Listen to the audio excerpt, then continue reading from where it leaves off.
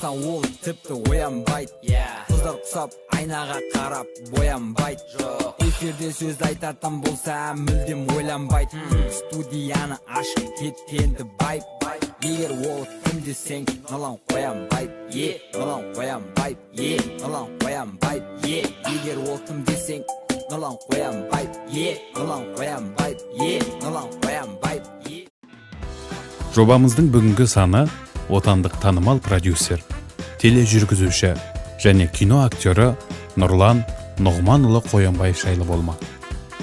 Нұрлан Қоянбаев 1979 жылы Қызылорда облысы Шиелі топырағында қарапайым отбасында дүниеге келген талантты азамат. 1996 жылы жергілікті орта мектепті үздік бітіріп, арман қуып Алматыға келеді. Әл-Фараби атындағы Қазақ ұлттық университетінің тарих факультетіне оқуға түсті. Университетті 2000 жылы бітіріп, 2009-2011 жылдары экономика және құқық академиясында қаржы және несие факультетінде оқыды.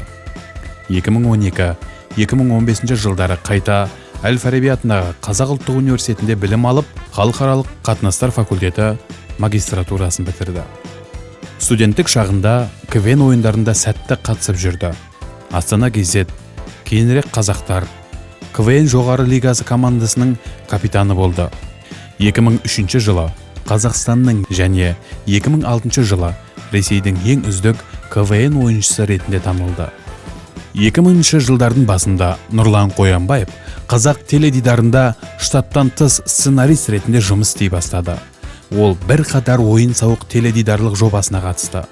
Алматым менің алғашқы махаббатым, Намыс дода, Тойбастар, Қызықстан, Қызық радиосы, Шатақхана, Қыздарай, Қазақша концерт, Әңгіме болсын, Әзіл студия, Эскиздік шоу, Ризамын жасырын камерасы бар шоу бағдарламалардың авторы және продюсері болды. 2013 жылы 14 қазанда ол Қазақстан телеарнасында түнгі студияда Нұрлан Қоянбаев ток-шоуының жүргізушісі болды. Ток-шоу бірнеше жылдарға үзіліс салып, бүгінгі таңда жаңа форматта көрерменге қайта жол тартты. Нұр Отан партиясының марапат иесі, президент телерадио кешенінің креативті директоры, Қазақстан ұлттық телеарнасының бас продюсері қызметін атқарды. Республикалық телеарналарда басқа да танымал жобаларды ұйымдастыруға атсалысты. 2021 жылы президент жарлығымен шапағат медалімен марапатталды.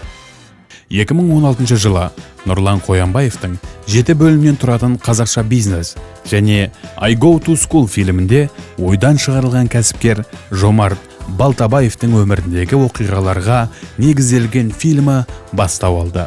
Қазақша бизнес қазақстандық алғаш кинокассаларында миллиард теңге жинаған сұранысқа ие фильмдерінің бірі болды. 2017 жылдың соңында ол Forbes Қазақстан журналы құрған шоу-бизнес және спорт жұлдыздарының тізімінде 4-ші орынға ие болды. Журналдың бағалауы бойынша оның жылдық кірісі 500 миллионнан астам теңгені құрады.